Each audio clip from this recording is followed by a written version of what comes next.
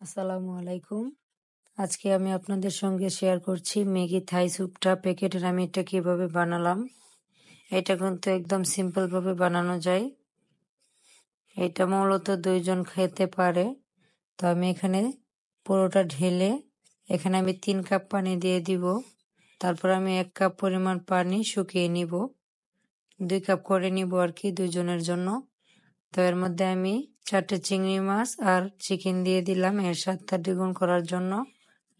আপনারা চাইলে স্কিপ করতে পারেন, প্যাকেটের গায়েও লেখা আছে যে এগুলো দিলে একটু ভালো লাগে। আর চাইনিজের থাই স্যুপ গুলাতে কিন্তু চিকেন, তারপর মাশরুম, চিংড়ি মাছ এগুলা থাকে।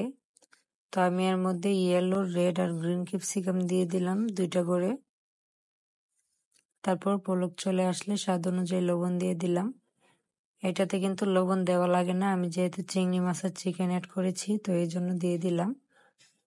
তারপর আমি থাই পাতা অ্যাড করে দিচ্ছি। থাই পাতাটা আমি ঢাকা যমুনা ফিউচার পার্ক থেকে এনেছিলাম। আমি আপনাদের সঙ্গে একটা ভিডিওতে শেয়ার করেছি, শর্ট ভিডিও। তো আমি এনে কেটে তারপর ডিপ ফ্রিজে সংরক্ষণ করে রেখেছিলাম। তারপর আজকে এটাতে দিয়ে দিলাম। থাই স্যুপটাকে কিন্তু নাড়ার উপরে রাখতে হবে, না হলে কিন্তু তলাতে লেগে যেতে পারে। তো দেখুন চিকেনটা আর চিংড়ি মাছের কালারটাও কিন্তু চেঞ্জ হয়ে এসেছে। আর পানিটাও কিন্তু শুকিয়ে 3 কাপ থেকে 2 কাপ হয়ে এসেছে। তো এই পর্যায়ে আমি নামিয়ে নিব। দেখুন এটা কিন্তু হুবহু চাইনিজ রেস্টুরেন্টের মতোই লাগছে। এটা খেতেও অনেকটা মজার।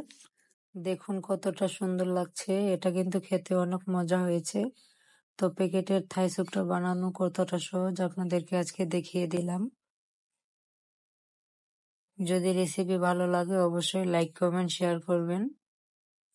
আর সবাই অনেক অনেক ভালো থাকবেন।